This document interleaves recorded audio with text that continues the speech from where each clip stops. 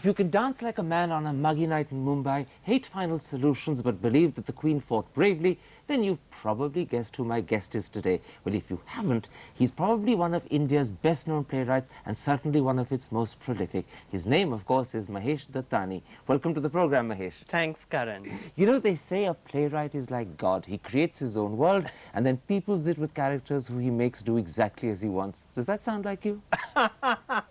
Karan, you know how egos work in the theatre? I might just believe that. No, I don't think. Well, I'm not playing God, and I certainly am very realistic about my position in the theatre, and it's nowhere near God's. But you know, you've certainly had the hand of God on your shoulder. You've had performances in London and New York. You've had special commissions from BBC Radio. Are you surprised by your astounding success? Actually, I am. Yes, that is true, because I never really expected my plays to travel outside Bangalore, leave alone outside the country. And it is a surprise, and of course I'm very happy, and you know, I'm lapping it all up for sure. Yeah. So when they turn around and say, as they used to once upon a time, that English language theatre hasn't got a future in India, that's simply rubbish, isn't it? It is, yeah. I mean, you've proved that there is a great future as a playwright in the English language. Absolutely, yes, because English is an Indian language. And it is the language of the metros, for sure. I mean, this program is in English. In fact, when you take your plays abroad, do they have a problem understanding our English? Well, I think, first of all, they are quite surprised that it's in English. They usually ask, what language is it originally written in? And I think this is just, you know, their peculiar notions of what India is. Like, do you speak Hindu? You know, it's... They can't sometimes quite believe that the natives can speak the language, perhaps even better than they can. Well, yes, that's true. Now, your own fascination with theatre, I believe, goes back to when you were 9 or 10, when a Gujarati play came to Bangalore. Yes. Tell me, what was the play and what caught your fancy? Oh, it was just, it was really quite an experience for me. Believe me, I'm not exaggerating. It was a Gujarati play, and being Gujaratis in Bangalore, a Gujarati play visiting from Ahmedabad or Bombay was always, yeah, that's right. It's a community event first, and then an event of going to the theatre. It's where you meet people from your own community, and you speak in Gujarati, and you know, you have batata vada, and you know, it's the whole sort of whole package that goes with that. And for me, what was really fascinating was, I'm going to tell you which play I saw. I didn't know it at that point, but I came to know later. The play opened with these people in bright colored saris and costumes and very bright makeup. There was all this planning going around, and there was a gun being passed around. And at the end of Act 1, you know somebody is going to get killed, because that gun's figured quite often in the first act. The actress points the gun and turns to the audience, and bang, and a member of the audience dies. In quotes, so to Yeah, speak. yes, exactly. But it was such a thrill. And you know, it actually made the audiences shut up, because, you know, I guess it's true of all communities, but I can laugh about my own community. Gujaratis are very noisy people, you know, and we really want to look at, you know, when's the interval, when are we going to get our batata vadas and chai and everything. But if it could make that audience shut up, that was quite powerful. So strangely enough, it was blood, guts, gore and death that attracted you to theatre. Yes, it was absolutely thrilling. And more than that, the fact that it leapt out from the stage and the action was within us. Now, not much later, the action moved not just within you, but actually into you, because you made your debut on stage during a workshop with the little theatre group in Bangalore. Yes. It was a 13-minute play called In Committee. Do you remember it? Yes, I do. I'm very impressed by your homework, I must say. Yes, that is absolutely true. Yes, I can't forget that, because that was, I desperately wanted to be an actor. You know, that's the first thing I thought. I didn't know what else, you know. You visualized yourself holding the gun and firing into the audience. I did, yes, absolutely, yes. And I thought, that's powerful, you know, and metaphorically, yes, that's what actors do. Sadly, your dream of being an actor never really materialized. Was that disappointing, or did you switch your affections and interests very easily to directing? No, it was very disappointing because I really wanted to be an actor. And it didn't take me very long to realize I wasn't a good actor. And that's when I shifted my focus on directing. And I quite enjoyed that. And then I gave up any notions I had of being an actor and took to directing. In fact, it was quite a remarkable taking too, so to speak, because you were barely in university when you formed your first theatrical company, and your first production, Woody Allen's God, was a runaway success. I mean, at 18, that's quite remarkable, isn't it? Well, it's not that remarkable if you take into account that there were 30 college students involved. And it was a college production. Yes, I mean, it was remarkable that, you know, I managed to get it all together. But it was Woody Allen that did most of the work. The credit is firmly his. Yes, I think so, yes. And plus, it's easy, you know, selling tickets to college friends because, you know, every actor in the play knew at least 40 or 50 people and, you know, parents and friends and relatives and all. So it was very easy to have 6 houseful shows. Was it the success of directing Woody Allen's God, there the word God comes again, that made you feel that being a director is, well, the next best thing? I think it is. I think it's the next best thing. And I think, I know this sounds a little foolish, and I know a lot of serious theatre people will disagree, but there is a certain element of playing God involved in theatre, and a lot of directors do buy that role very quickly. And it tickles their fancy too when it does. Yeah, it does. Yeah. Now, of course, the world, Mahesh, knows you not as an actor or a director so much as a playwright. When did this third transformation in your theatrical career happen? Well, actually, it happened quite by chance. I never fancied myself as a writer. I mean, I didn't win, you know, the best essay in the class prize or anything in school or whatever. And it happened because I was a little tired of doing Western plays. You know, Woody Allen and, you know, I did Sartre and I did Hippolytus, Euripides and all that stuff. And I said, I want to do something which relates to me. And I said, why not try my hand at writing? And I did try out something. I had about a dozen pages, and I invited my friends, actor friends, over to have a reading. And they found it funny, which was very good. And which is what it was meant to be. It was meant to be funny, yes. And if it's meant to be funny and people do find it funny, that's a relief, actually. But the interesting thing is it was a certain sense of limitation and frustration that you felt as a director that drove you to become your own playwright. Absolutely. Absolutely. That's true. And yet the amazing thing is one of your great successes as a playwright has been with one of India's best-known directors, Alec Padamsee. That's true. How did that connection come into being? Oh, that was something else. I had my second play, Dance Like a Man, which I wrote 16, 17 years ago, was quite a success in Bangalore. And then we got the courage to actually take our little production to Bombay. And we performed in a big hall in Bombay, and there were about 50 people in the auditorium that seats 750. But among the 50 was Mr. God, and Mr. and Mrs. God. And that name has been bedeviling your life all the way through, hasn't it? God in one shape or another, huh? Yeah, so what did this God do? Well, he came backstage. God came backstage after our performance. And he said he wanted to speak to me. And I was a little nervous. Oh, God, you know, here's this big wig. He probably wants to tell me, how dare you bring this rubbish to Bombay, or get out of our city, or something like that. But he was so effusive, and he really said nice things, and I could make out he meant it. He was more than effusive. He invited you and the whole cast home for dinner, didn't he? Absolutely, yes, yes. And we talked for hours about the play. And, you know, he didn't seem like God at all. And, you know, you heard these stories about Alec being full of himself. And he hardly ever said a word about himself. He just spoke about the play. And it was just wonderful. And then we established this connection. And he said, why don't you tell me what you're working on next? And I told him. And he said, send me the first draft. I would be interested in directing it. And he did. That was Tara. And then he went on to inspire what many consider to be your best play ever, Final Solutions. That's right. I mean, that actually owes its origin to him. To Alec. You're absolutely right.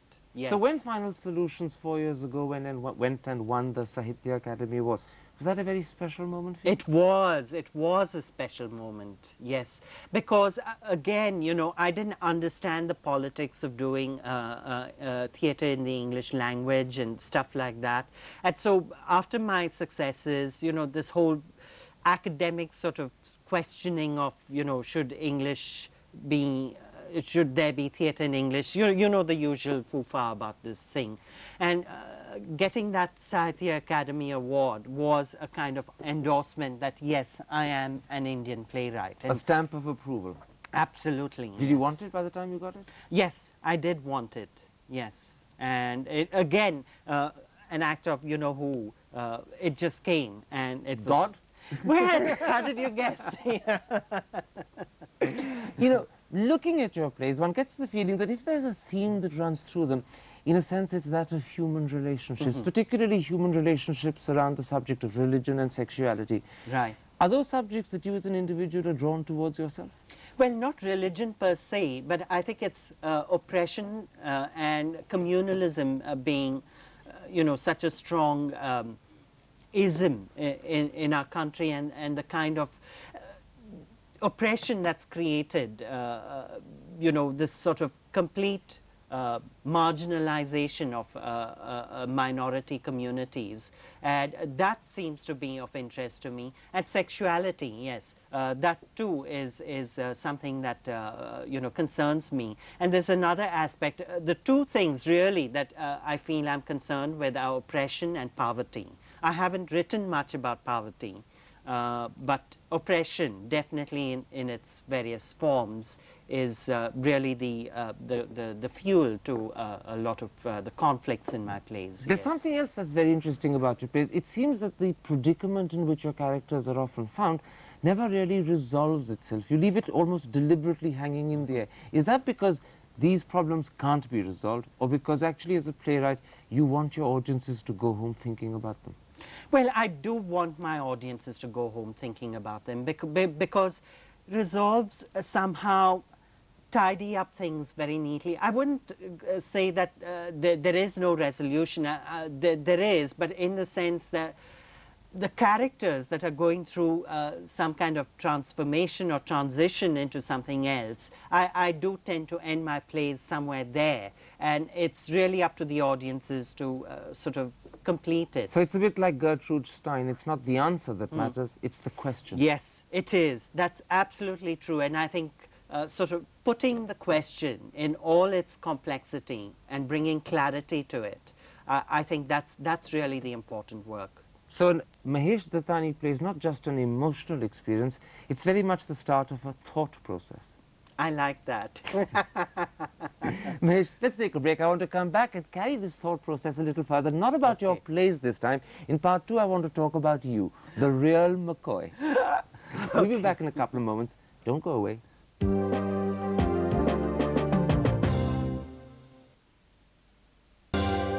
Welcome back. My guest is the playwright Mahesh Dattani. Mahesh, let's talk about you. You aren't just an only son, you were also very much the baby of the family. So were you spoilt rotten as a child? Absolutely. Oh, yes. And I enjoyed every minute of it, I'm sure. Yeah. So you were the apple of mummy's eye. That's right. And my sisters and my dad, yes. In fact, your sisters used to dress you as Krishna and read comics to you. Absolutely, yes. That's true. And I used to enjoy you know, those moments when my sister would read out from Chanda Mama. I don't know whether that's still around. You know, stories from the Ramayana and Mahabharata, and you know, and she had this sort of flair for costumes and things. And you know, I still remember this time when I must have been 4 or 5. I can't remember that. I was dressed in, as Krishna, and she gave me this huge bit of wax, which was supposed to be butter, and I sort of bit into it, and she ate it? Yeah, well, I spat it out. So when she dressed you up as Krishna, did you think you were God? Or did you think you were someone who'd walked straight out of the comics? There you go again about God. No, I don't think so. It was just fun. I think I enjoyed it too, having all those jewels and glitters and things like that. It was good fun. Yeah. Now, something else your family says that you were very good as a child was drawing. Apparently, there was an occasion when you were drawing a nude and your father walked into the room. Yes. Do you know what happened next? Well, he was very disapproving. I mean, that was for sure. But, I think my sort of innocence must have disarmed him completely, because I wasn't sort of, reprimanded or any such thing. The story your sisters tell hasn't got anything to do with innocence. It's got a lot more to do with guile. Apparently, you handed him the nude upside down, and he couldn't make out what it was. That's probably true. I plead I don't remember that, but my sister is older to me, so she probably remembers that, yes. Yes, maybe I wasn't that innocent, yes. Okay, I admit it, I wasn't innocent. They also say that you were very fond of a pet parrot. They say he was so fond of it, he plucked all its feathers out. That's not entirely true. It wasn't, it's a long story, I'll try to cut it short. It was a parrot I was very, very fond of, yes, and a baby parrot, parakeet really. And we had this servant, a very nice guy. I really used to like him a lot. And he said, oh, when it grows big, it's going to fly away, because we didn't put it in a cage. It was just, hopping around the house and, trying to fly and things. And I was very disconcerted by that, and I said, oh, then he won't come back. And he said, no, if it gets wings, it's going to fly away. So he said, well, we could keep it if we clip its wings. And I said, okay. And I still remember that screech. It still stays with me. This is the parrot screeching as you tried to clip its wings. Yeah, that's right. I didn't. But then I was guilty as well, because, I wanted to keep that parrot. Yeah. Now, one of the best kept secrets about you is that You're going to let it out? Is that you've learnt and taught yourself how to dance, not just Yes. ballet, but Bharatanatyam as well. That's right. In fact, that's how I wrote Dance Like a Man, because at that point I was... You were your own inspiration. Not me, my gurus. No, it was really, a lot of it is my gurus were, when practicing, they would ramble on about their times and how difficult and different it was in the 50s learning to dance, especially. They came from, high caste family backgrounds, and it was seen as a kind Not of... the done thing. Not the done thing at all. But what about you? Is it still something that you do? Well, still no, dance? I'm over the hill, really. I mean, that's the other thing I must say, is dancers should learn, and I hope they're listening, all of them should learn how to retire gracefully. I hate it when they continue to dance when, their form has left them, and, it's... people are just watching them out of politeness. I think they should learn to dance through their studios. Now, whilst you are exposing secrets, there's another one that I found out about. I gather once upon a time you were a very successful businessman who used to make Yes. herbal cosmetics. Yeah, that's true. That's true. Hansa Enterprises. Yes, absolutely. My sister and I, my sister is Hansa, we started it. It was really her baby, but I helped with the marketing and the business side of it, yes. So it was a joint venture. And we didn't do badly at all, except that, she decided to get married and go away, and I was It's the sort of thing that happens to sisters, doesn't it? That's right. Yes, it happens to a whole lot of people, Now, later this year, your first movie, Mango Souffle, is about to be released. Are you Yes. excited, or are you also just a little bit nervous? I am nervous and I am excited, yes. I'm very, very nervous, to be honest, yes. But I'm also excited, yes. It's based on your own play, On a Muggy Night in Mumbai. That's You've right. described it as a metrosexual love story. That Yes. sounds intriguing, but what exactly does it mean? It means sexuality in the metros. That's how I thought of the name metrosexual. And actually, it's really all-encompassing. I feel that, there's too much of this sort of polarity between, mainstream sexuality and alternative, and all that seems to lead towards more segregation. But really, I believe that most of us are ambivalent about our sexuality, and I think if you sort of open yourself out, anything is possible. It depends on who you meet and who you So it's connect a sort with. of exploration. Is it an exploration? I guess so, yes. Yes, it does explore relationships, again, coming to relationships. But the amazing thing is that you've chosen to direct it yourself. Aren't you scared that as a first-time film director, you might not be able to justice to the story? Yeah, but I've got to start somewhere, so might as well start with my own work so that nobody can blame me if I turn out a pancake instead of a souffle.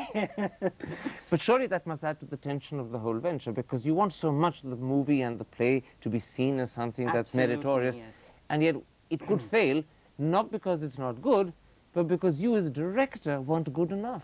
Right. But, you know, I don't know. I do feel, and I do feel that I've done justice to the script, and I've done justice to, you know, my producer. I haven't let him down in any way. The trick about film direction is that you've got to have a story, and you must tell it well. Now, telling it well is where you learn to trust the people who know their jobs. I got a very good camera person, Sunny Joseph. He's very well known in Kerala, who's done an excellent job. I've got a great music director, Amit Heri, a Bangalore guy. So you're confident it's going to be okay? Absolutely, yes, because I trust the right people. You know, looking at you, you have everything that a man might want. You've got looks, you've got fame, you've got fortune, but you haven't got a wife. Is that because you don't want one, or because you can't find one? Like you said, I've got everything. So a wife is not part of the everything you No. need? What'll I do with one? No, just joking. No, You no. said in one of your interviews, and I want to look down in quotes so I don't get it Ah. wrong, you said that I am very fond of lying in a bath. Is two a crowd in a tub? Two isn't. Three, maybe. I haven't tried that. But two is not a crowd at all. It's fun. You don't think a wife would be a useful addition then? Well, like I said, three is a crowd. That would be the third, right? And the other thing you've said is that you're fascinated by new types of soap. Yeah. What sort of fascination is that? I just love the feel of, you know, different kinds. Like, I just love handmade soaps. You know, I just love the ones with grains. And, you know, I just love the natural perfumes in it. And there's something very, you know, it's such a So you're a tactile person? Yes, absolutely. Yes, I love it. What yeah. soap are you using this morning? I used, this morning, I used Chandrika soap, which has been my all-time favorite. And this is not, they're not paying me for it. Trust me, it's a good soap. Mahesh, long may you stay in soap suds. Thank you for a Thank you. wonderful interview. Thanks, Karan. Thanks so much. I really enjoyed it. Thank you.